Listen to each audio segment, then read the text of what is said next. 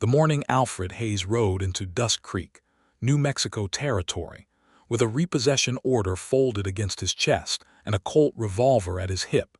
He had no idea he was riding straight into the most consequential moment of his entire life.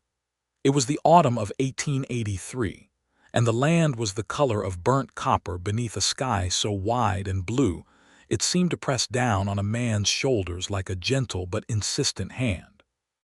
Alfred was 29 years old, lean as a fence rail, with dark hair that curled at the temples when the heat pressed in and brown eyes that had seen enough of the territory's ugliness to know when something smelled wrong. He worked for the First Territorial Bank of Santa Fe, not as a banker in a collar and cuffs, but as their collection agent, their fixer, the man they sent when a debt had gone sour and pleasantries had already failed. He did not love his work. He had come to understand that truth incrementally, one foreclosure at a time, one weeping family at a time, one burning glare from a man who had once been proud before poverty had stripped that pride down to its rawest nerve. He told himself it was honest work, and that was true. He told himself someone had to do it, and that was also true. Neither truth made the work feel less like swallowing dust. The town of Dust Creek was small enough that a stranger on horseback drew attention the way a stone thrown into still water drew rings. Alfred rode in from the eastern road, his horse Clement a good-tempered bay gelding who had the common sense God gave few men, and he took in the town with the practiced eye of someone who had done this before in a dozen places like it. There was a livery, a general store, a barber who doubled as a dentist based on the hand-painted sign, a saloon called the Silver Spur, and a post office occupying the front half of what appeared to be someone's house. The street was unpaved red dirt, and it had been dry for weeks, so every footstep raised a small ghost of dust. He tied Clement at the post outside the general store and went inside to ask directions, because that was always the first step, and because general store owners always knew everything worth knowing about a town. The man behind the counter was heavyset, with a gray mustache and the slow, measuring look of someone who had learned to take the long view of things. His name, as he eventually offered it, was Pete Carver, and he ran the store with his wife Martha, who was currently visible through a half-open back door, humming something low and tuneless while she sorted dry goods. Alfred asked for directions to the Sullivan Ranch. Pete Carver's expression shifted. It was subtle, the way these things usually were, just a slight tightening around the eyes, a compression of the lips beneath the mustache. He did not become unfriendly exactly, but he became careful. "That would be the Rocking S," Pete said. "About 4 miles north. You follow the creek road until you cross the wooden bridge, then take the left fork. You will see the yellow gate post before you see the house." Alfred thanked him and bought a canteen of water and some jerked beef, because he had not eaten since before dawn, and the road had been long. He was nearly at the door when Pete Carver spoke again. "You are not the first man the bank has sent," Pete said, and his voice carried no judgment, only the flat statement of fact. "But Inez Sullivan is not a woman who gives up what is hers without cause. I would suggest you ride up there with your hat in your hand if you understand my meaning." Alfred did understand. He had heard similar warnings in similar tones before. He nodded, touched the brim of that hat, and went back out into the copper-bright morning. 4 miles north, as Pete had promised, he found the yellow gate post. It was freshly painted, which surprised him. People who were losing their land did not usually take the time to repaint their gate posts. He noted that fact and filed it away in the part of his mind where he kept things that did not yet make sense but probably would. The road beyond the gate curved gently uphill through a stand of cottonwood trees whose leaves were turning gold in the early autumn cool, and when he came up over the rise, he saw the ranch for the first time and felt something in him go quiet. It was a working ranch, genuinely and fully working, not the half-abandoned, fence-fallen, weed-choked properties he was usually sent to collect. The house was adobe, solid and thick-walled, with a wide covered porch running its full front length and flower boxes under the 2 front windows that still held late-season blooms in red and gold. Behind the house stood a good-sized barn, freshly whitewashed, and beyond that a corral where 4 horses moved with the easy restlessness of healthy animals well cared for. The fencing was intact everywhere he could see. The yard was swept. The wood pile was stacked high and squared off with the neatness of someone who took pride in small things as well as large ones. A woman was working in the kitchen garden to the left of the house, kneeling in the dark soil, and she looked up when she heard Clement's hooves on the road. She stood, and Alfred Hayes felt the air change. Inez Sullivan was 26 years old, and she had the kind of face that stopped a man mid-thought, not because it was conventionally beautiful in the way illustrated papers sometimes showed, all soft curves and delicate features, but because it was alive with something that refused to be ignored. Her dark hair was pinned up, but the day's work had pulled several strands loose so they curled around her jaw and the back of her neck. Her skin was brown from years of sun and wind. Her eyes, which he would not clearly see until he was closer, were the deep amber green of creek water over copper-colored stone.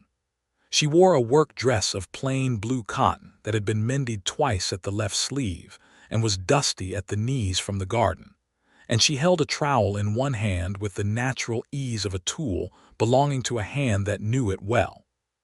She watched him come without moving, and something about the steadiness of that watching, the absolute lack of either fear or false welcome, told him more about her character than an hour of conversation might have. He stopped Clement about 20 yards out and raised one hand, palm open, the way a man does when he wants to be clear that he is not reaching for anything dangerous. He dismounted slowly. "Good morning," he said. "I am looking for Inez Sullivan." "You have found her," she said. Her voice was low and clear, carrying the trace of something that might have been her father's Irish heritage softened by years in the Southwest. She did not put down the trowel. "And you will be from the bank?" It was not a question. "Yes, ma'am," Alfred said. "My name is Alfred Hayes. I work for the First Territorial Bank of Santa Fe. I have been sent regarding the mortgage on this property." "I know why you are here, Mr. Hayes," she said, and she dusted her hands on her skirt and walked toward him with the particular confidence of a woman on her own land. "I have been expecting someone. I did not expect it would take them this long to send you, but here you are." She stopped about 6 feet from him, close enough that he could now see those remarkable eyes clearly, and she looked at him with an appraising directness that made him feel unexpectedly transparent. "Come up to the porch," she said. "I have coffee. We can speak about this like civilized people." He followed her up the porch steps, and she gestured him to one of the 2 wooden chairs there while she went inside and returned with 2 tin cups of coffee that was strong and black and better than anything he had drunk in the 3 days of riding before this. He held the cup with both hands and waited. Inez Sullivan sat in the other chair, tucked the trowel into the space between her hip and the chair arm like an afterthought, and looked at him with those creekstone eyes. "Say what you came to say," she told him. Alfred reached into the inside pocket of his coat and produced the repossession notice, folded in thirds, the bank's official seal visible at the header. He held it out to her. She took it, unfolded it, read it through completely. He watched her face. Most people, when they read these notices, showed some expression, anger, despair, a flash of something breaking behind the eyes. Inez Sullivan read the notice with the focused calm of a woman reviewing a contract she had been studying for weeks, which, as he would come to understand, was exactly what she was doing. When she had finished, she folded it carefully back along its original creases and set it on the arm of her chair. "The bank claims I am 180 days behind on this mortgage," she said. "Yes, ma'am. And that I have failed to respond to multiple notices of arrears." "That is what the bank's records indicate, yes." She looked at him for a long moment. Then she stood, went back inside, and returned with a small tin box, the kind used for keeping important papers, and she sat back down and opened it on her lap. "Mr. Hayes," she said, "I would like to show you something." She removed from the box a stack of papers, each one folded and dated, and she began laying them out on the porch rail between them with the methodical efficiency of a woman who had been preparing for this exact moment. "This," she said, placing the first document carefully, "is my payment receipt from February of this year. This one is from March. This one from April. This one from May, June, July, August." Each slip appeared with the flat certainty of stones being laid into a wall. "I have never missed a payment on this mortgage, Mr. Hayes. Not once in 4 years since my father died and the mortgage transferred into my name.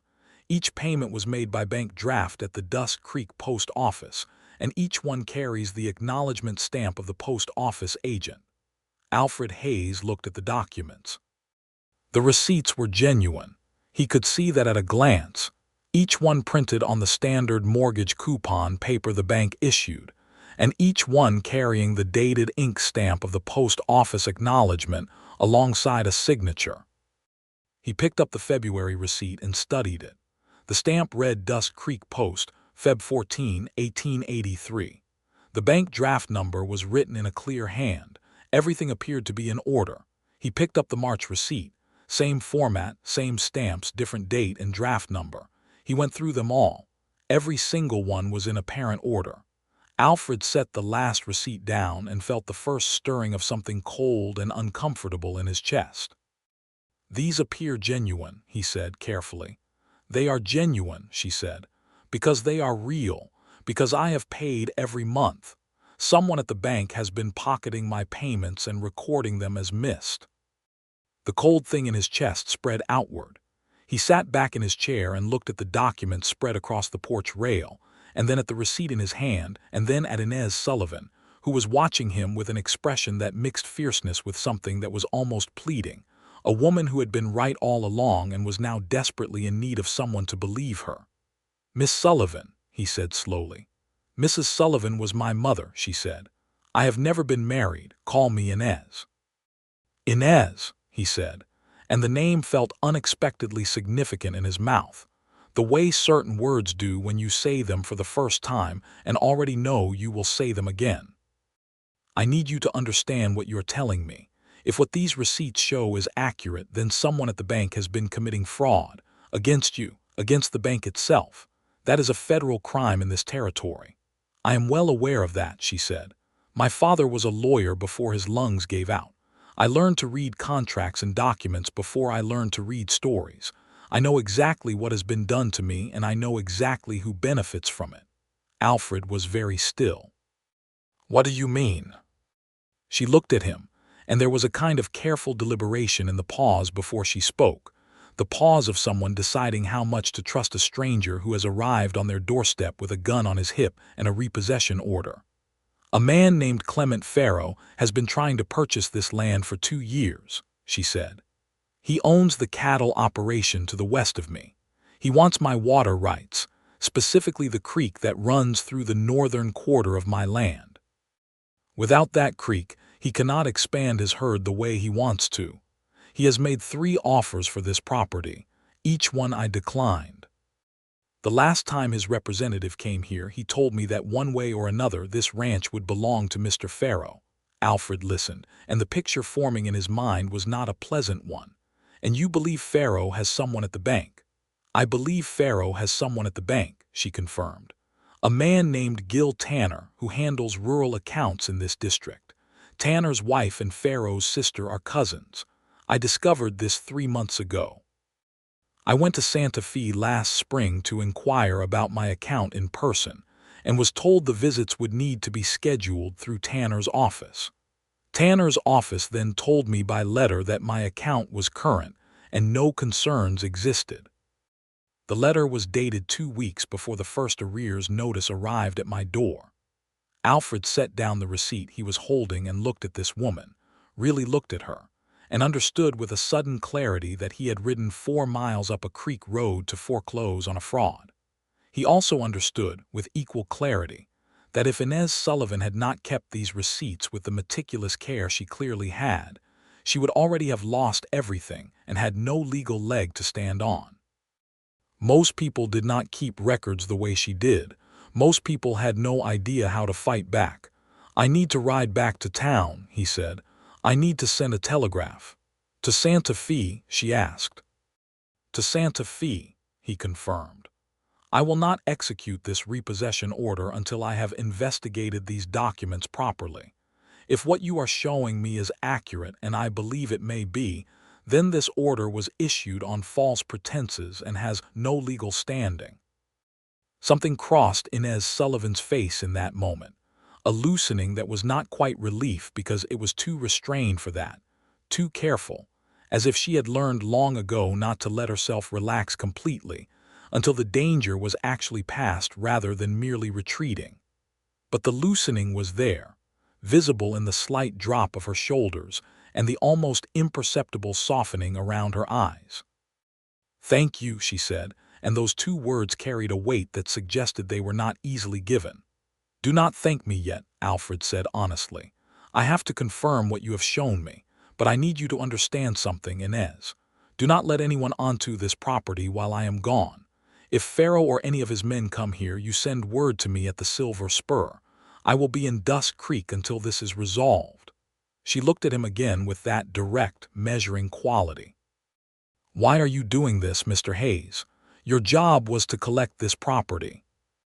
"My job," Alfred said carefully, standing up and taking his hat from where he had set it on the porch rail, "is to serve the interests of the bank. And the bank's interests are not served by executing a fraudulent repossession. If Gil Tanner has been stealing from rural mortgage holders, I guarantee you, Inez, that the bank's president will want to know about it, because the bank is also being defrauded." He put his hat on and picked up the repossession notice from the arm of her chair. She watched him put it in his coat pocket and said nothing. He walked down the porch steps and went to Clement and swung up into the saddle. He turned the horse toward the road. "Mr. Hayes," she called from the porch. He looked back. "Come back for supper," she said, and then, as if needing to justify the invitation, added, "If you are going to be in Dusk Creek fighting this, you may as well eat while you do it." He felt something warm move through him that he had no particular name for and that he suspected it was not entirely professional. "I will come back for supper," he said, and meant it more than the words suggested. He rode down through the cottonwoods with the yellow gate post ahead of him, and the October sky enormous and blue over everything. And Alfred Hayes thought, with a clarity that surprised him, that this was the most interesting day he had had in a very long time. The telegraph office in Dusk Creek shared a wall with the barber dentist, and the operator was a young man named Will Crosby, who was reading a dime novel when Alfred came in, and who folded it away with the guilty speed of someone expecting to be judged. Alfred composed his telegraph to Harrison Wells, the president of the First Territorial Bank of Santa Fe, with the precision of a man who knew that every word cost money, and that some words could cost more than that. He kept it direct. He had arrived at the Sullivan property. He had encountered documentation suggesting the repossession order had been issued on the basis of falsified records. He needed a full audit of the Sullivan mortgage account under the auspices of Gil Tanner's regional office. He needed it now. He requested Wells respond by the end of the business day. Then he went to the Silver Spur and got a room on the second floor and lay on the narrow bed with his boots on, and stared at the ceiling and thought about Inez Sullivan laying those receipts out one by one on the porch rail with the quiet, absolute certainty of someone who had been waiting for this moment for months. He had done enough of this work to have become, if not cynical, then realistic about human nature. He had seen greed in many forms. He had seen banks act badly, and he had seen borrowers act badly. He had seen good people lose their land to drought and bad luck and bad timing, and the simple crushing mathematics of interest on a year where the cattle market dropped. He had also seen the other thing, the thing Inez was describing, where a larger, more powerful interest used the mechanisms of law and finance to devour a smaller one. He had seen that too, and he had not always been on the right side of it. He thought about that for a while, uncomfortable with the thought but not willing to put it away. He had a half-hour of sleep before Will Crosby knocked on his door with Harrison Wells's reply, which came in two parts. The first part was curt in the way of a man who had been interrupted. Authorize no action on Sullivan repossession pending review. The second part was less curt and considerably more alarming. Gil Tanner resigned this morning before the telegraph arrived. His desk has been cleared. His whereabouts are currently unknown. Alfred sat up on the bed and read the second part twice. Tanner had known. Someone had warned Tanner, which meant someone at the bank knew Alfred had been talking to Inez Sullivan, which meant Alfred was not the only person sending telegraphs that morning. He was on his feet and pulling on his coat before the thought was fully formed. He went back to the telegraph office and sent a second message to Wells, shorter this time. Tanner fled. Recommend immediate federal involvement. Sullivan documents support fraud claim absolutely. Do not send another agent without proper authority papers. He also, with a brief deliberation, added, recommend Wells himself come to Dust Creek. This required senior eyes. Then Alfred went to the general store and told Pete Carver, who was still behind his counter, that if anyone from Clement Farrow's operation came into town asking about the Sullivan Ranch or about Alfred Hayes personally, Pete was not to tell them anything at all. And in fact, it would be a very good idea if Pete found a reason to get word to Alfred at the Silver Spur as soon as possible. Pete Carver, who had measured Alfred Hayes with that long, slow gaze when he walked in the first time, now measured him again, and this time found whatever he was looking for. You believe her, Pete said. It was not an accusation. It was more like a relief. I believe the documents she showed me, Alfred said carefully, and I believe the bank needs to sort this out before anyone touches her property. Farrow's not going to wait on the bank, Pete said quietly, sliding an elbow onto the counter and dropping his voice. He has already spoken to Judge Harker about the repossession. Harker is district, which means he can enforce the bank's order without waiting for Santa Fe to sort itself out. And Harker had a very nice hunting rifle given to him last Christmas by someone who sources say was working on Farrow's behalf. Alfred let that settle. When does Harker hold his next session? Day after tomorrow, Pete said. He comes through on the Wednesday stage and holds sessions in the back of the post office. Alfred had 2 days. He nodded his thanks to Pete Carver and walked out of the store and stood on the dirt street in the cooling afternoon light and thought about what needed to happen next. First, he needed to see Inez Sullivan and tell her what he had found out. Then he needed to make sure Harrison Wells arrived before Wednesday. Then he needed to figure out who at the bank had warned Tanner, because if someone was still feeding information to Farrow's people, every move Alfred made was transparent. He got back on Clement and rode the 4 miles north. Inez was not in the kitchen garden when he arrived this time. She was in the barn, and when he led Clement inside, she was checking the hooves of a gray mare with the focused attention of a woman who knew exactly what she was looking at. She glanced up when he came in, then looked at him more carefully. Something happened, she said, setting the mare's hoof down and straightening. Gil Tanner resigned from the bank this morning and disappeared, Alfred said without preamble. Someone at the bank warned him that I had seen your receipts. Inez was quiet for a moment. The gray mare shifted and blew out softly. That means Farrow has someone else at the bank, not just Tanner. Yes, Alfred said. And I am told Judge Harker holds session in 2 days, and that Harker may not be entirely impartial where Farrow is concerned. Something moved through Inez's expression, a flash of something dark and exhausted that she controlled very quickly. My father warned me about this territory, she said. He spent 20 years working law in it, and he told me, the day he signed this land over to me, that the law here is not always the law. It bends toward money. She paused. He also told me that paper was mightier than a rifle, provided the paper was the right kind. Your father was correct on both counts, Alfred said, and I have sent for the bank president himself.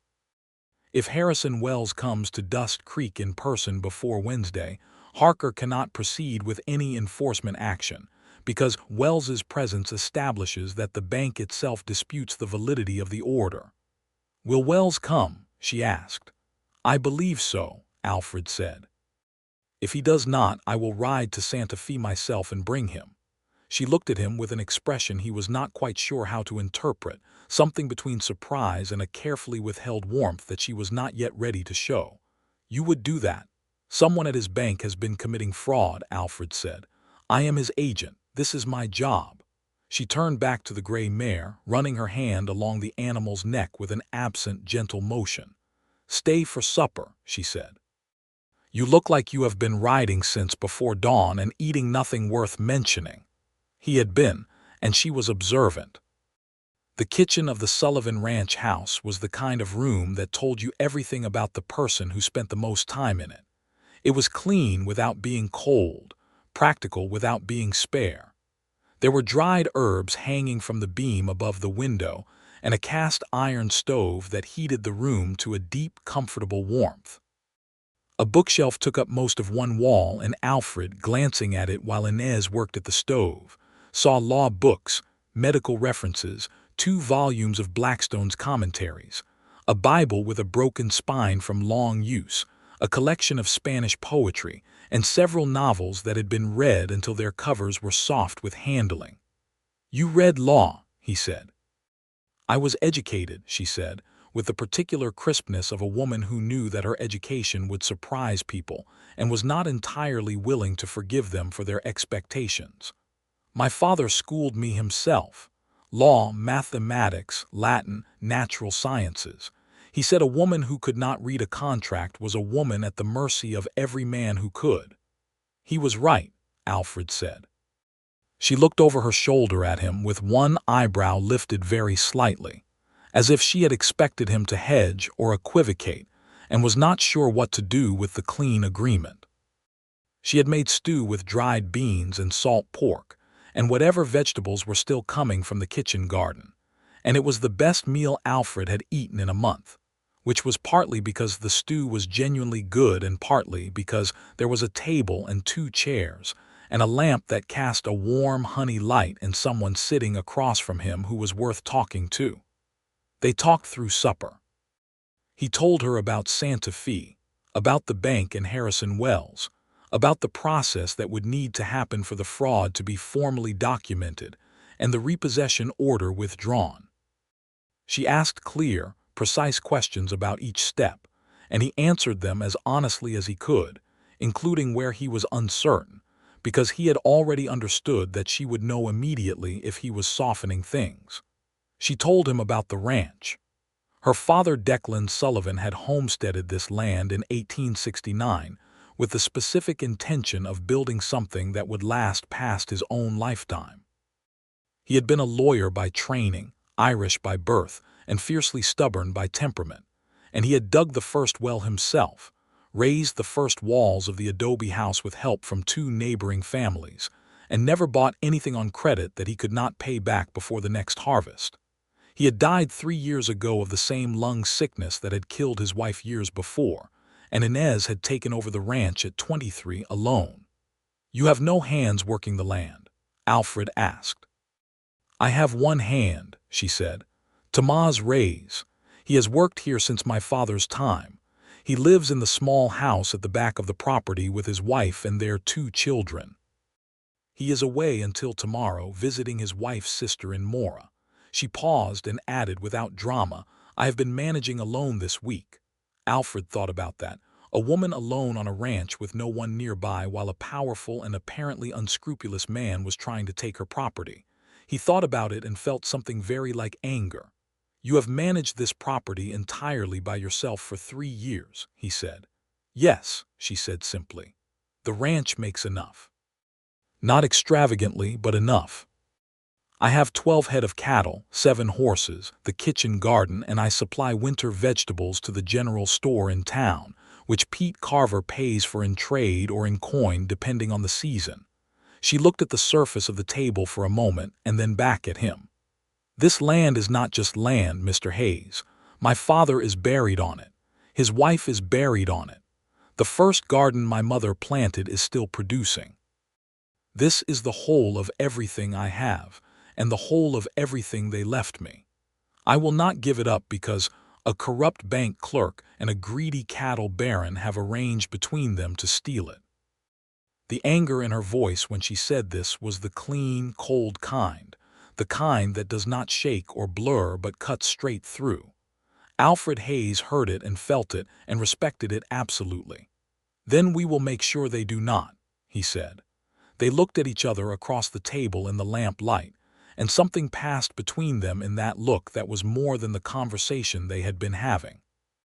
It was a recognition, the kind that happens rarely and that both people feel at the same time without being ready to name it. Inez looked away first, and he could see the slight color in her cheek that the lamp light turned to copper. "You should start back to town before full dark," she said, standing and beginning to clear the table. "The road is not bad, but it is easier with some light left." He rode back to Dusk Creek in the early dark with the stars coming out enormous above the flat land and the October air sharp against his face, and he thought about the way she had laid those receipts out on the porch rail, one by one, slow and certain, like a woman who had always known they would save her. He thought about that for a long time. The next morning, Alfred Hayes got up before first light and went to the telegraph office the moment Will Crosby opened it and found a message from Harrison Wells already waiting, arriving Dusk Creek Thursday stage. Bringing federal marshal and bank auditor. Hold all action on Sullivan account. That was something. It was good. But Thursday was the day after Harker's session, and Alfred spent the next 20 minutes composing a very carefully worded telegraph to the federal marshal's office in Santa Fe directly, requesting any judicial session regarding the Sullivan property be suspended pending a federal fraud investigation, and using every correct legal phrase he could remember from years of listening to lawyers talk in the offices and courts he had passed through.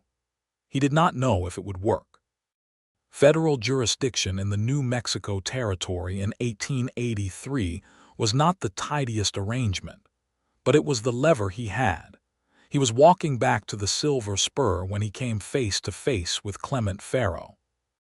Alfred had not met the man before, but he recognized him immediately, the way you recognized a certain type of man in the West, by the quality of his clothes and the quality of his horse, and the way he took up space in a street as if he had paid for it. Farrow was perhaps 50, thick-set, with a neat dark beard going gray and small pale eyes that evaluated everything they looked at in terms of its monetary value. He had two men with him, cowboys in dusty trail clothes who stood slightly back and to his sides in the unmistakable formation of men employed to intimidate. Farrow stopped when he saw Alfred and smiled, which was more alarming than if he had not smiled. "You would be the bank's man," Farrow said. "Hayes." "That is correct," Alfred said. "I heard you visited the Sullivan property yesterday," Farrow said pleasantly. "I also heard you did not execute the repossession." "The matter requires additional review," Alfred said, keeping his voice professionally neutral. Farrow looked at him with those evaluating eyes, and the smile stayed exactly where it was. "Inez Sullivan is a very persuasive woman," he said. "I understand that. But I want you to understand something, Mr. Hayes. That ranch has become an obstacle to this county's economic development. The water rights on that creek could support 5 times the cattle she currently runs, and right now they are wasted on her little operation. The bank made a business decision, and it is the correct one. I suggest you execute the order you were sent to execute and stop being persuaded by a clever woman." Alfred looked at Clement Farrow for a long moment and did not say anything about the receipts, about Tanner, about Wells coming or the federal marshal, because he had learned a long time ago that you did not tell someone like Farrow what you knew until you were ready to use it, and he was not ready yet. "I will carry out my duties according to the bank's instructions," Alfred said. Farrow nodded, the smile never shifting. "Good man," he said, as if Alfred were a dog that had been correctly trained, and he walked on. Alfred watched him go and felt the back of his neck prickle. He also noticed that one of Farrow's men had not walked on with Farrow, but had stopped in front of the Silver Spur and was leaning against the post outside with his arms folded, and his eyes on Alfred with the lazy patience of a man who had been told to keep an eye on something.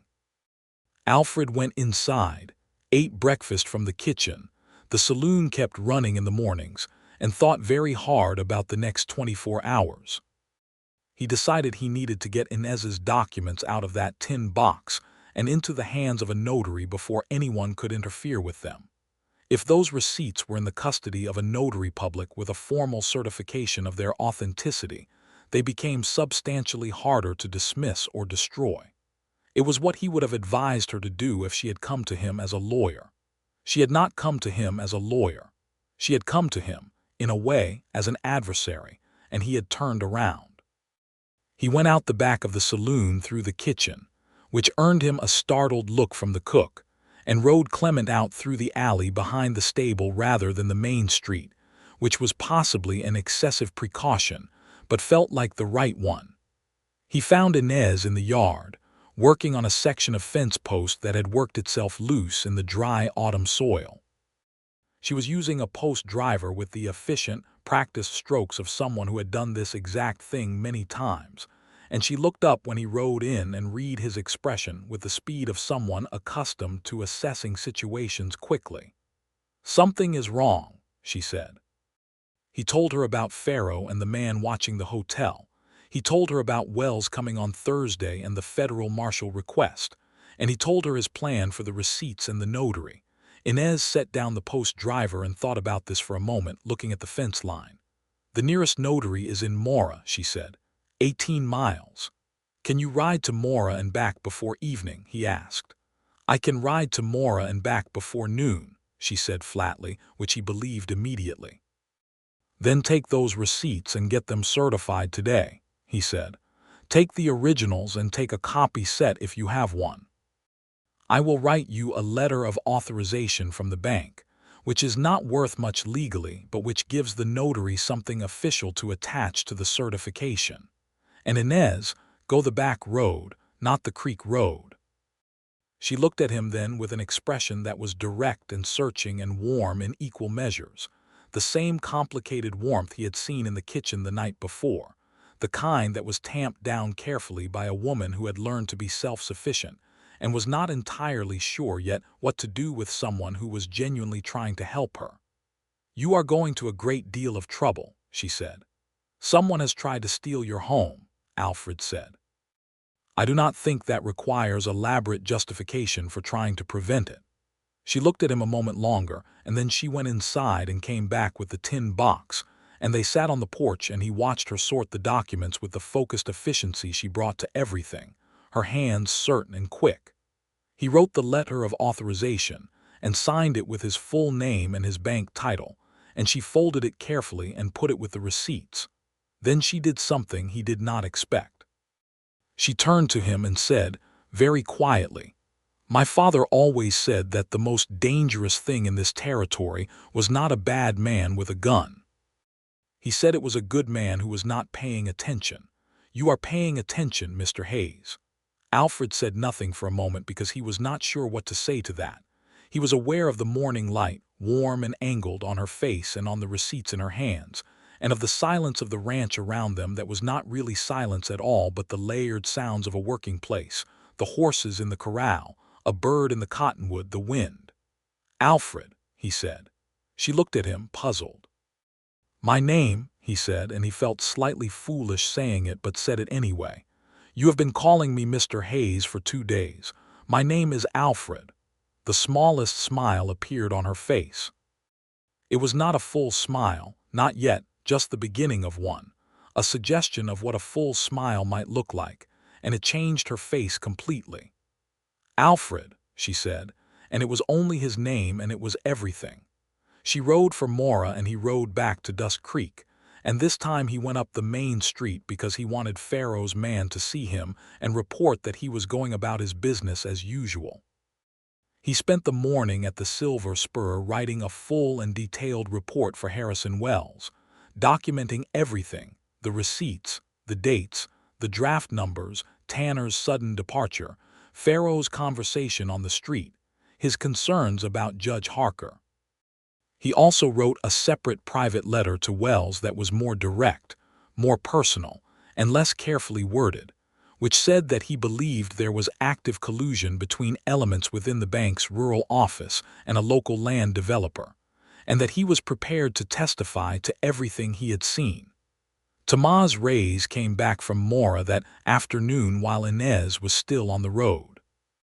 Alfred knew because Inez had told him that if Inez returned while she was out, Alfred should find him and explain the situation so that Inez understood what was happening on his home ground. So Alfred rode north again in the mid-afternoon and met Inez at the ranch gate. Inez Reyes was about 45, compact and weathered, with a careful face that took things in before responding. He listened to everything Alfred told him standing beside his horse in the golden afternoon light, and then he asked 3 very direct questions about the bank's timeline, the legality of Harker's jurisdiction, and whether Alfred personally believed the documents would hold up. Alfred answered all 3 honestly and noted that Inez Reyes had also been educated well. Inez's father taught all of us who wanted to learn, Inez said simply. He used to say that a man who could read the law could not be fooled by it. He paused. Pharaoh's men came by here 2 weeks ago while I was in the north pasture. They told my wife that we would need to start looking for other work. She did not tell them anything, but she was frightened. Alfred felt the anger again, clean and purposeful. They will not come back here, he said. Not legally. Not while the bank president is coming and a federal fraud investigation is being opened. Inez looked at him steadily. You are very certain for a man who was sent here to take the land. I was sent here to serve the bank's interests, Alfred said. I found that those interests had been corrupted by fraud. It changes things. Inez nodded slowly, and something in his expression settled. Inez came back from Mora at about 4 in the afternoon, her gray mare moving at a good road-eating trot, and when she came through the yellow gate post, she was carrying a sealed document from the notary that made every receipt she had paid in the previous 12 months legally certified and formally entered into the notary's records. She showed it to Alfred on the porch, and he read through it carefully and felt the tight thing in his chest loosen a degree. This is good, he said. This is very good, Inez. If Harker tries to proceed tomorrow without seeing these, we file an immediate challenge on the basis of newly certified evidence in a federal fraud investigation, and it stops the session cold. She sat down in the porch chair, and for a moment she looked tired in a way that had nothing to do with the 18-mile ride and everything to do with 3 years of fighting alone. Alfred saw it and felt it. It will end, he said. Not tonight, but it will end. Wells will be here Thursday, and the marshal will have already sent instructions to Harker. She looked at the notary certificate in her lap and then up at him. Will you stay for supper again? He stayed. That evening was different from the first.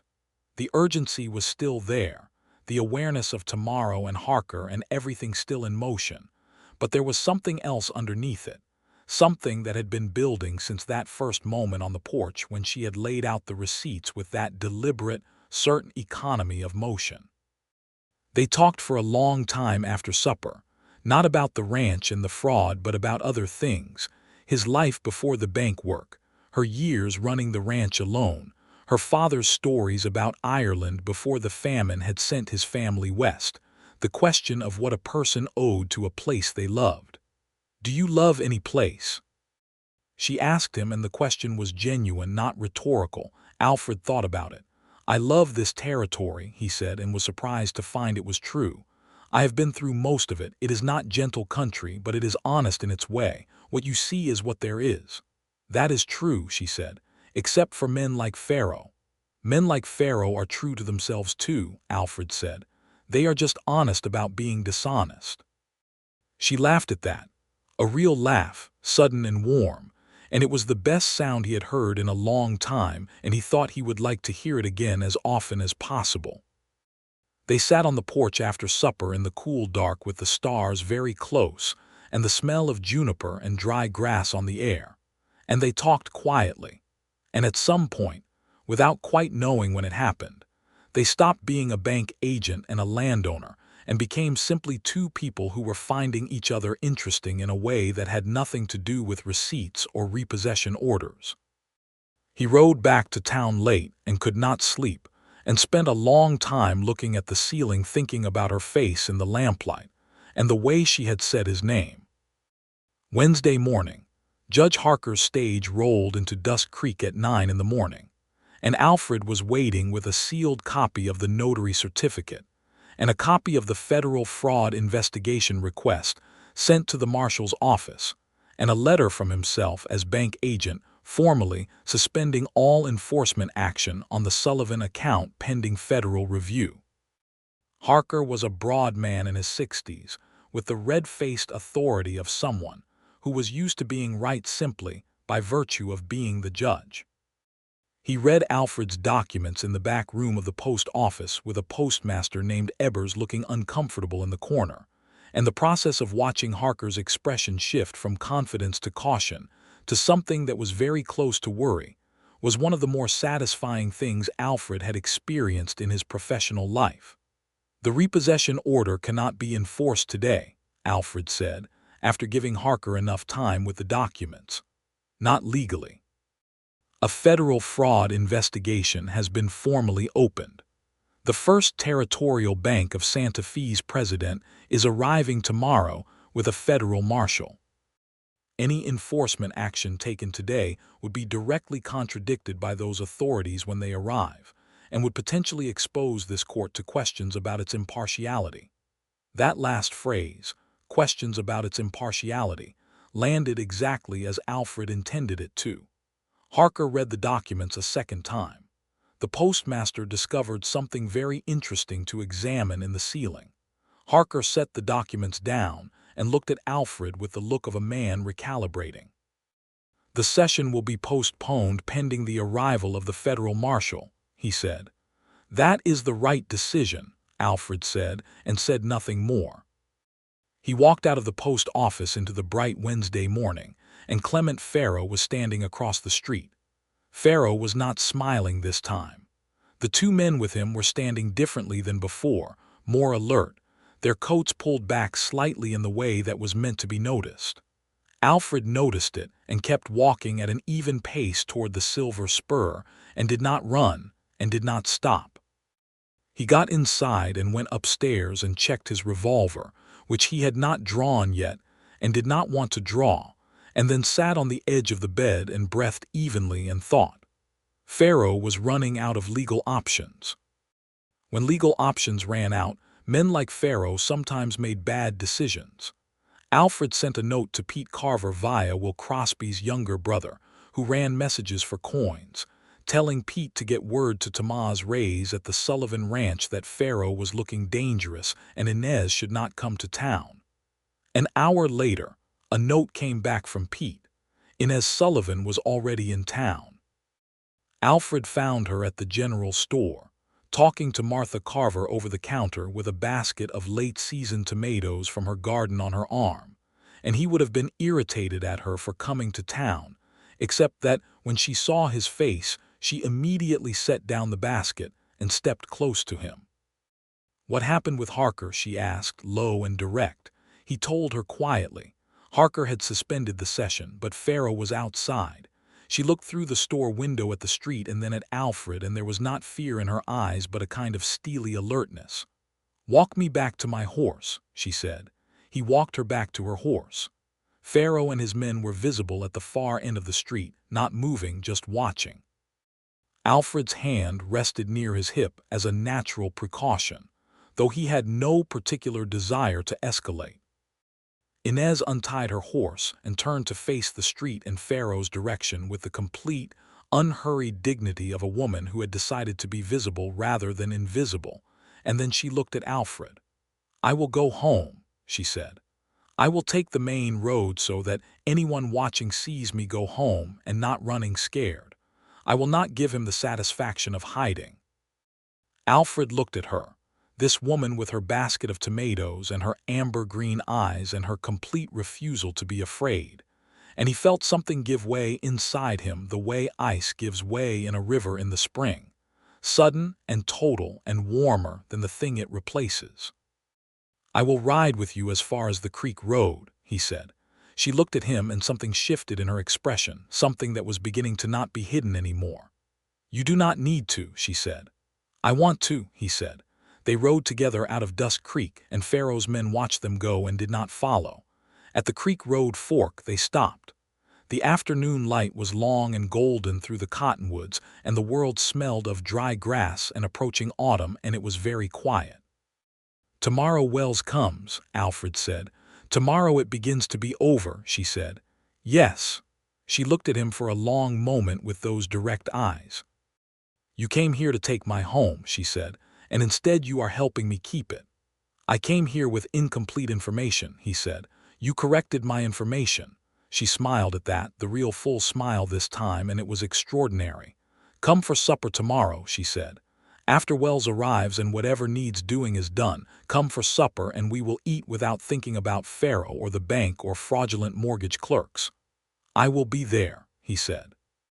She rode north through the cottonwoods, and Alfred watched her go until the yellow gate post was out of sight, and then turned Clement toward town with the very clear awareness that his relationship to his own life had just shifted, quietly and irreversibly, in a direction he had not anticipated when he left Santa Fe 6 days ago with a repossession order in his coat.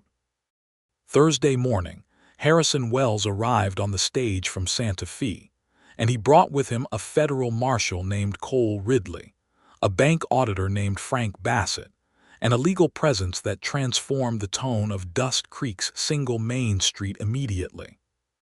Wells was 60, silver-haired, trim and precise, with the quality of controlled energy that characterized a man who had built something and intended to keep it. He read Alfred's full report over breakfast at the Silver Spur and then read it a second time, and then he said with the carefully measured anger of a man who knew how to keep his anger useful, "Tanner has been located in Tucson." "Good," Alfred said. "He will be extradited," Wells said. "He has already, apparently, spoken to a territorial prosecutor. He says Pharaoh approached him 2 years ago and offered him 3% of the purchase price of any rural property he could arrange to move through the foreclosure process." Wells set down the report. "This is a catastrophe for the bank's reputation in this district." "The bank will repair its reputation," Alfred said, "by doing what is right now. That means restoring Inez Sullivan's account to full standing and formally withdrawing the repossession order and making clear that she was defrauded, not negligent." Wells looked at him. "You have become personally invested in this matter." "I have become personally invested in doing my job correctly," Alfred said, which was true and also not the complete truth, and Wells, who was perceptive, appeared to understand the difference. "We will call on Miss Sullivan this morning," Wells said. "Mrs. Sullivan is her mother's name," Alfred said without thinking. "She goes by Inez." Wells looked at him for one very calibrated moment and then returned to his coffee. They rode out to the Sullivan ranch that morning, all of them, Wells and Ridley and Bassett and Alfred, and Inez met them on the porch with the tin box and the notary certificate and her full 4-year payment history laid out on the kitchen table with the careful legibility of legal documentation. Frank Bassett, the bank auditor, spent 3 hours with those documents and with the bank's records that Wells had brought in a leather satchel, cross-referencing every receipt number against the bank's internal ledger. And at the end of 3 hours, he pushed his glasses up his nose and said, in the tone of a man confirming what he already suspected, that every single payment Inez Sullivan had made for the past 4 years was recorded in the bank's internal ledger as received and then, over the past year, had been systematically re-entered by Tanner's office as missing. The money had not been sent to Pharaoh. Tanner had kept it himself, drawing down the Sullivan payments piece by piece into a secondary personal account at a smaller bank in Albuquerque. Pharaoh had provided the motive and the cover, but Tanner had been skimming personally. Both men had believed the other was getting something, and each man had been getting something different.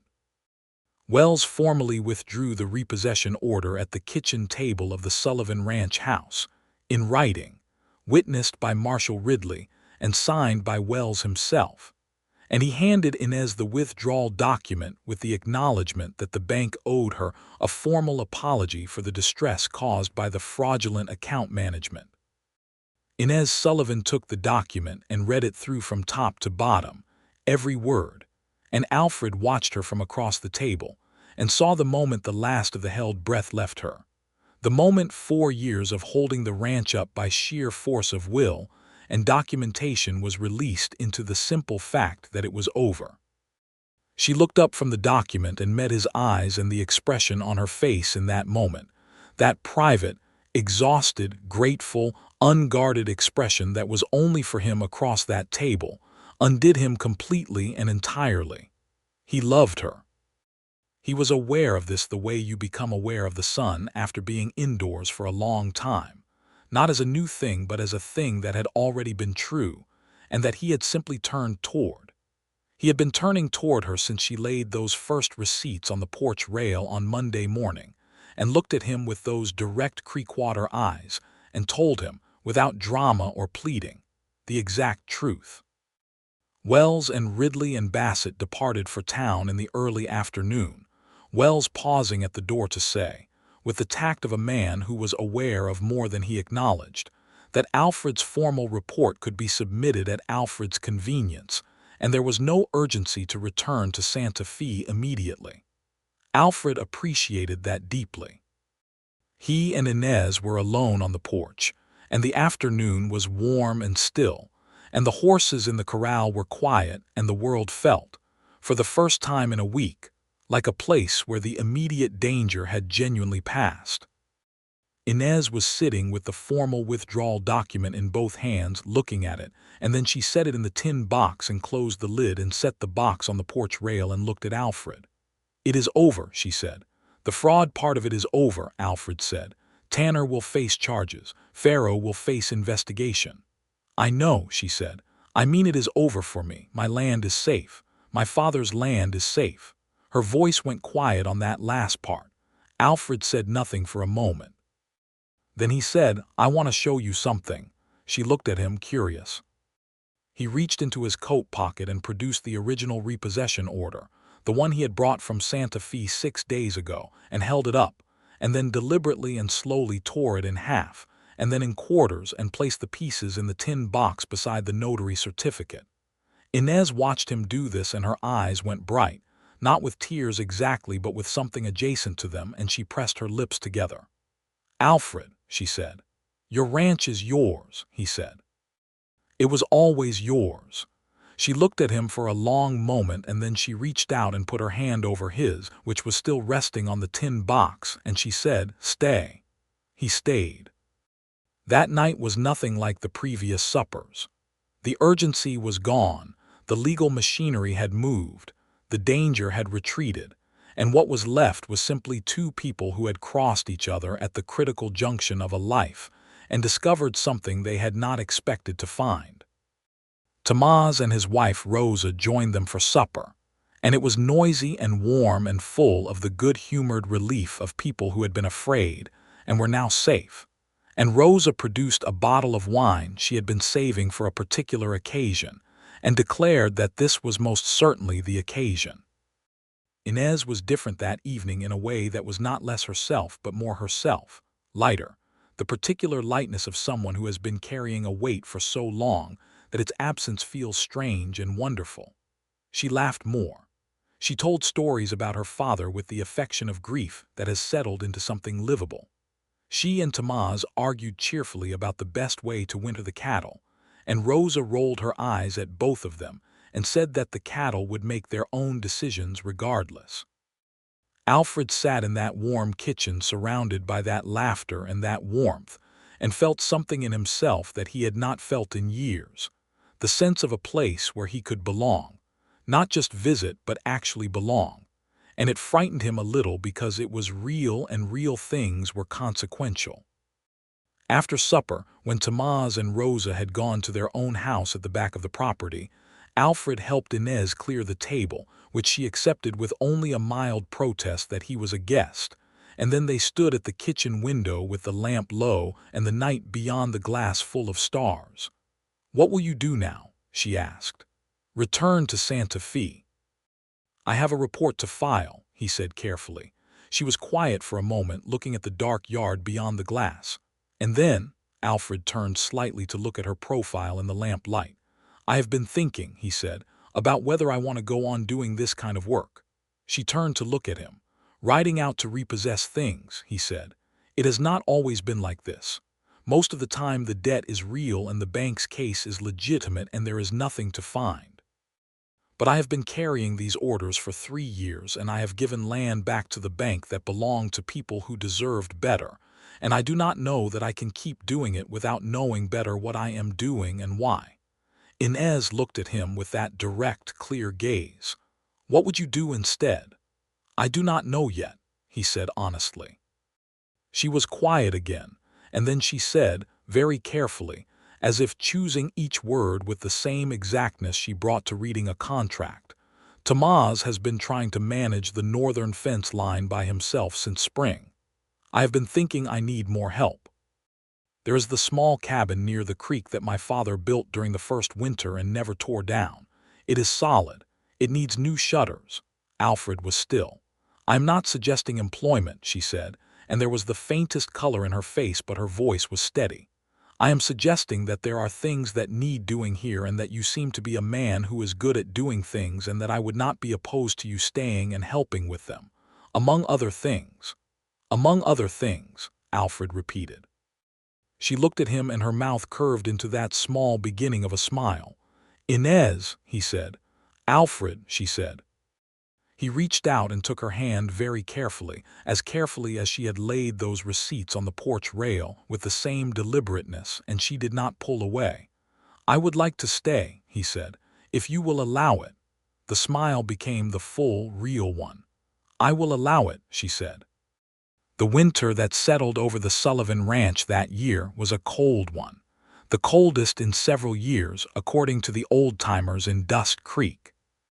And Alfred Hayes discovered in the course of it that there was a considerable difference between understanding hard work theoretically and actually spending November and December mending fence lines in hard frost and cutting firewood and working cattle in conditions that made his hands crack at the knuckles and his breath visible from before dawn to after dark.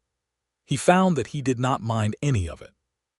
He fixed the shutters on the creek cabin in October and moved his things from the Silver Spur into it, and the cabin was small and clean and smelled of old pine and creek water, and he slept better in it than he had slept in years. He wrote his report to Wells and submitted it, and Wells wrote back with a formal commendation and an inquiry as to when Alfred expected to return to the Santa Fe office. Alfred wrote back that he had taken temporary employment on a private ranch pending the completion of the Tanner case proceedings, and that he would be available to testify when called upon. Wells wrote back a third time with the dry observation that the temporary employment appeared to be agreeing with him, and that his position at the bank would be held for a reasonable period.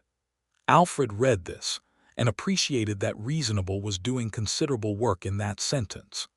Gil Tanner was arrested in Tucson in November and charged with fraud, theft, and breach of fiduciary duty under territorial law.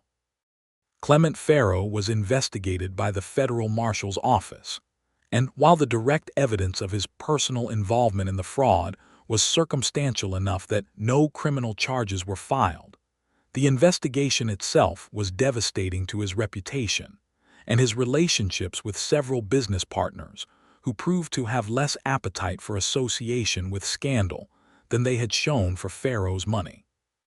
His cattle operation struggled through the winter, and by spring it was known throughout the district that Farrow was looking to sell. He never bought the Sullivan Ranch. He never came close to it again. The county itself, which had watched the whole affair with the close attention of a small community where everyone's business was everyone's business, had made its judgment. Pete Carver told Alfred in December that opinion in Dust Creek had settled firmly in Inez's favor, which Pete said was not surprising since opinion in Dust Creek had been there all along, and everyone was simply relieved to have their view validated by the eventual outcome. Alfred had not anticipated how much he would come to love the particular rhythms of ranch life. He had not anticipated how satisfying it would be to see a thing done correctly with your own hands, a fence that held, a roof patch that kept the weather out, a gate that swung true on its new hinge. He had not anticipated how much he would enjoy working alongside Tomas, who was precise and capable, and said exactly what needed saying and nothing more, and who had accepted Alfred's presence on the property with the same measured evaluation he applied to everything, reserving approval until it had been earned. It was earned by December. Tomas told Alfred one morning, without particular ceremony, that he had been worried at first that a bank man would not last a month of real work. Alfred allowed as how that had been a reasonable concern. Tomas said that it turned out Alfred was more than adequate. This was, Alfred understood, approximately the equivalent of a full endorsement from a man of Tomas's economy of expression. Inez and Alfred moved toward each other with a patience that was not really patience, because both of them felt the pull of it constantly, but that was the right kind of care, the kind that comes from taking something serious seriously. They rode together in the late afternoons when the day's work was done, following the creek north through the cottonwoods where the ground was soft, and the light came through at a long winter angle that turned everything amber and quiet. They talked about everything. They argued productively about the cattle operation, about whether to take on a third hand in the spring, about the relative merits of various approaches to winter wheat. She beat him twice at chess, and he was deeply impressed and told her so, and she told him she had been playing since age 8, and he should not feel too badly about it. He felt somewhat badly about it, and she laughed at him for that. One evening in December, after the first real snowfall of the year had come and gone, and left the land white and clean under a cold, hard sky, they were sitting at the kitchen table with the stove lit, and 2 cups of coffee, and a shared comfortable silence. And Alfred looked up from the book he was reading, and found her looking at him from across the table with an expression that was wholly unguarded in the way that only happens when someone does not realize they are being watched. It was the expression of a woman who was happy. He said her name. She looked up, startled slightly out of wherever her thoughts had been. "I love you," he said plainly, because there was no way to say it that was not plain, and any other approach would have been dishonest, and between them honesty had always been the fundamental language. Inez Sullivan set down her coffee cup with the careful steadiness of someone absorbing something significant. She looked at him for a long moment, and her eyes were very bright. "I know," she said. And then quieter, "I love you too, Alfred. I have been trying to be sensible about it." He laughed, and she laughed with him, and that laughter in the warm kitchen with the snow outside and the lamp burning low and the whole quiet settled safety of the ranch around them was one of the finest things Alfred Hayes had ever heard. He crossed to her side of the table, and she rose to meet him, and he took her face in both hands, very carefully, and kissed her. And she kissed him back with a directness that was entirely characteristic of her. No hesitation, fully present, completely herself. He asked her to marry him on New Year's Day of 1884, and he did not do it with any particular ceremony, except that he had spent 3 weeks making a new ring from a thin strip of silver he had bought from a trader who came through Dusk Creek in December, which was not a skilled piece of jewelry by any professional standard, but which was made by his own hands, and which Inez looked at for a very long time before she answered him. "Yes," she said. "Alfred, yes." They were married in February, in the Dusk Creek church that doubled as a schoolhouse on weekdays, with Pete and Martha Carver and Tomas and Rosa Reyes, and a dozen neighbors, and the Reverend who came through on his circuit every 6 weeks, and who seemed genuinely delighted to be conducting a wedding rather than a burial, which he had observed was more often his function in the territory. Inez wore a dress of dark blue wool with ivory trim that Rosa had helped her make over the previous month, and she wore her hair down for the only time Alfred had ever seen it, thick and dark and curling past her shoulders, and she stood in front of the Reverend with those direct amber-green eyes, and a calmness that was not coldness but a kind of grounded joy, and said her vows in a clear, steady voice without a single tremor. Alfred, who was not a man given to public emotion, had to work fairly hard to keep his voice from betraying him when it was his turn. They walked out of the church into the February sunlight with the snow on the ground reflecting light in every direction and Dusk Creek's small population of well-wishers outside making a proper noise about it. And Pete Carver shook Alfred's hand and said, with the slow satisfaction of a man who had always backed the right horse, "I told you she was not a woman who gave up what was hers." "You did," Alfred agreed. "I am glad you listened," Pete said. The spring of 1884 was everything it needed to be. The land came back from winter the way land does in the high desert Southwest, not gradually, but in a sudden burst of color and warmth that seemed to happen between one morning and the next, the cottonwoods going green overnight, the creek running high and clear with snowmelt from the mountains, the kitchen garden coming to life in rows. They took on a third ranch hand, a young man named Daniel Whitehorse who was 20 years old, Apache-raised and quietly exceptional with horses, who moved into the creek cabin when Alfred moved his things into the main house. The cattle herd grew that spring. Alfred and Tomás drove a string of 6 new heifers from the market at Las Vegas, and the expansion of the herd was the beginning of a deliberate plan they had worked out over the winter. A plan for the ranch to grow over 5 years to the point where it could support not just the 2 families already on it, but a genuine operation. In the evenings, Alfred and Inez sat on the porch that had first brought them together in the copper-bright autumn light, and now held them in the warm spring darkness. And they talked and read and were quietly, comprehensively happy in the way that is not dramatic or celebrated, but is deeper and more sustaining than anything more theatrical. The Tanner trial concluded in April. Gil Tanner was convicted on all counts and sentenced to 7 years in the territorial prison.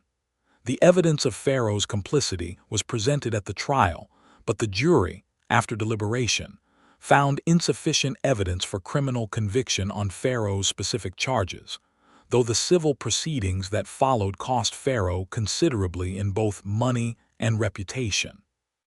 By summer, Clement Farrow had sold his cattle operation and left the territory entirely, and the land to the west of the Sullivan Ranch was purchased by a family named Ochoa who ran sheep and who became, over the following years, neighbors of the steady and reliable kind. In the early autumn of 1884, Inez told Alfred she was expecting their first child. He was in the barn checking on one of the mares when she told him, standing in the barn doorway with the evening light behind her, and the matter-of-fact composure she brought to everything. And the news hit Alfred Hayes with the particular force of things that are completely expected and completely overwhelming simultaneously. He went to her and held her, and she let herself be held in the full way, not the careful partial way of a woman who was being watchful, but completely. "Are you happy?" she asked, her voice muffled slightly against his shoulder. "I am not sure happy is large enough a word," he said. She made a sound that was somewhere between a laugh and a sigh and held on. Their son was born in April of 1885, just as the cottonwoods were going green again and the creek was running high. The birth was attended by a midwife from Dusk Creek named Clara Vance, a solid and competent woman who had brought more than 60 children into the world in this territory, and who managed the whole affair with a calm efficiency that Alfred found both reassuring and humbling. The boy was born in the early morning before dawn, and when Clara Vance placed him in Alfred's arms, Alfred looked down at this new person with his dark hair and his sealed sleeping face, and the absolute trust of his weight in Alfred's hands, and he understood with a sudden and overwhelming clarity what his father-in-law had meant when he said this land was not just land. They named him Declan James Hayes, Declan for Inez's father, who was buried in the northeast corner of the ranch, and whose grave Alfred had learned to tend as naturally as any other part of the place, and James for Alfred's own father, who had died when Alfred was 12, and who deserved the remembering. Tomás and Rosa came to see Declan the morning after his birth, and Rosa cried happily, and Tomás held the baby with the careful confidence of a man who had done this before and nodded with deep satisfaction. And their 2 children, 8-year-old Louis and 6-year-old Marisol peered at the baby with the intense evaluating scrutiny of children encountering something very new. Daniel Whitehorse brought flowers from the creek bank, unself-consciously, the way a young man brings flowers when he is genuinely happy for the people he lives and works alongside. And Inez thanked him and put them in a jar on the kitchen windowsill, and they stayed there for a week. The years that followed the birth of Declan Hayes were years of accumulation in the best sense, the building of things, the slow and satisfying addition of layers to a life. The ranch grew as the plan had always intended, the cattle herd expanding carefully, the kitchen garden becoming a genuine small market garden that supplied not just Pete Carver's store, but the new schoolhouse that Dusk Creek built in 1886, and the doctor's office that followed in 1887. Inez's knowledge of law, inherited from her father and sharpened by her own battles, made her a resource in the community for people who needed help reading contracts, disputing land claims, and understanding the documents that the territory's growing complexity placed before people who often had no one to help them interpret them. She did this without charge and without ceremony, sitting at her kitchen table across from whatever neighbor had come to her, going through the papers with the same focused attention she brought to everything. And Alfred watched this happen and felt the particular pride that comes from loving someone well and knowing exactly why. He wrote to Harrison Wells in 1886 and formally resigned from the bank, which had been understood between them for 2 years by that point, and which Wells acknowledged with a letter that was both gracious and wry, and which suggested that Alfred's talents had perhaps always been better suited to building things than collecting them. Alfred thought Wells was correct about that. He and Tamaz expanded the barn in 1887, and Daniel Whitehorse, who had become in 3 years the kind of horseman whose reputation spread through several counties, began breeding and training horses as a separate enterprise that operated alongside the cattle and the garden, and the Sullivan Ranch became known in Dusk Creek and beyond as a place that was doing well and doing it honestly, which was not always the same thing in the territory. The summer of 1888 brought the second pregnancy, and this time the whole household prepared with the cheerful efficiency of people who knew what they were doing. Clara Vance came again, and this time was entirely unnecessary, until she was suddenly entirely necessary in the way births occasionally required. And what had been expected to be a routine matter became for one brief frightening hour something less routine. And Alfred Hayes spent that hour outside the bedroom door learning something about the particular helplessness of loving people deeply in a world that was not always reliable. But it resolved, and when Clara opened the bedroom door and told him it had resolved, and that both mother and daughter were well, Alfred went inside and found Inez tired and triumphant and entirely herself, with a small girl in her arms who had arrived in the world at considerable volume. They named her Molly Rose Hayes, Rose for Inez's mother whom she had never known well enough to grieve fully and had been grieving quietly for 20 years. Declan, who was 3.5 years old and had been told he was getting a sibling, and had processed this information with the suspicious caution of a toddler, examined his sister with great seriousness for several minutes, and then announced that she was very small and that he was going to teach her to ride a horse. Inez told him they would discuss the riding when Molly was somewhat larger. Declan accepted this with the pragmatic patience of a child, who had learned that his mother's word was final and also usually correct. The New Mexico Territory became a state in 1912, many years after the events of this story's beginning, but the years between 1888 and that formality were the years in which Alfred and Inez Hayes built the life that the land had always been capable of holding. 2 more children came in those years, another son named Patrick in 1891, and a second daughter named Clara in 1894, named for the midwife who had attended all 4 births with the steady competence that had become her own particular monument in the community. The ranch grew, and the children grew, and Tomás and Rose's children grew alongside them. Louis becoming Tomás's full working partner in the cattle operation, and Marisol going to the school in Santa Fe, and coming back as a teacher, and teaching in the Dust Creek schoolhouse for 20 years. Daniel Whitehorse's horse operation became one of the most respected in the territory. He married a woman named Elena Reyes, no relation to Tomás, in 1890, and their family added another house to the north end of the property, and their children grew up knowing the creek and the cottonwoods as their home ground.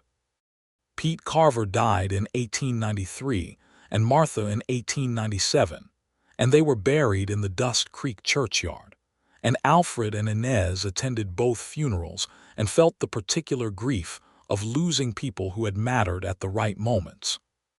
The tin box with the receipts and the notary certificate and the torn pieces of the repossession order stayed in the Sullivan Ranch house for the rest of their lives, on the shelf above the law books, and as the children grew they each at different ages asked about it, and Inez would take it down and open it, and explain what each document was and what it had meant, and the story of it became one of those family stories that children grow up knowing so well it seems to have happened before time.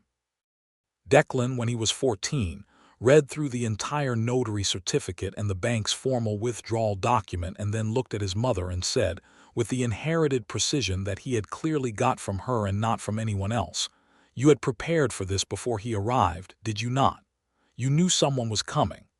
"I had been preparing for 2 years," Inez said. "So he came to take the ranch," Declan said, "and you had the documents ready."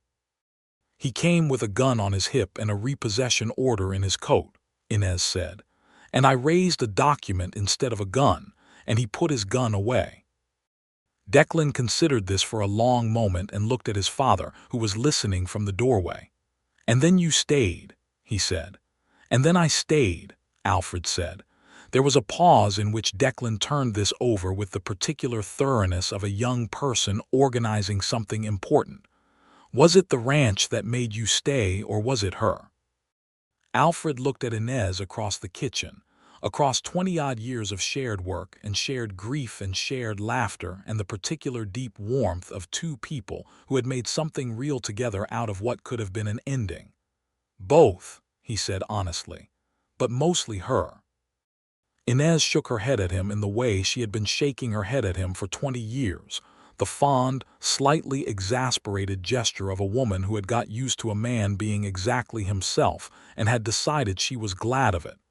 "Get that boy to bed," she said, "and stop being sentimental in the kitchen." He got Declan to bed. He came back to the kitchen. She was still at the table with the tin box open in front of her, looking at the documents the way you look at things that have become part of your history, with the mixture of familiarity and still felt gratitude that does not diminish with time but settles into something deeper. He sat down across from her. "Are you glad?" he asked. She looked at him with those amber-green eyes that were the same color they had been the first morning he rode up the creek road in the copper light of that October in 1883, those eyes that had measured him and decided to trust him, which remained the greatest compliment of his life. "Every day," she said. "Are you?" Alfred Hayes looked at Inez Sullivan Hayes and thought about the morning he had ridden away from that porch with the repossession order in his pocket, and the October sky enormous and blue above everything, riding away already changed without knowing it, already turned towards something he had not yet been able to name. "Every single day," he said. "Since the morning you laid those receipts on the porch rail and looked at me like you were deciding whether I was worth explaining things to." She smiled at him then, the full smile, the real one, the one he had been seeing for 2 decades, and that still did exactly to him what it had done the first time she let him see it, on a November evening in 1883 on a porch with the cold coming in, and the lamp burning and everything still uncertain. Nothing was uncertain now. The ranch was theirs, safe in law and love and the particular permanence of things built right. The land outside was dark and still under a sky full of stars, the creek running quiet to the north through cottonwoods that had been there when Declan Sullivan first homesteaded the place, and would be there long after all of them. And the house was warm and full of sleeping children and the comfortable sounds of a place that was used and loved and kept well. Alfred reached across the table and took his wife's hand. She turned her hand over and held his. Outside, the New Mexico night stretched enormous in every direction, wide and clear and full of the particular silence of land that knows it is cared for. And inside the kitchen of the Rocking S Ranch, two people sat with their hands together and said nothing more, because everything had already been said, and it had all turned out exactly as it should.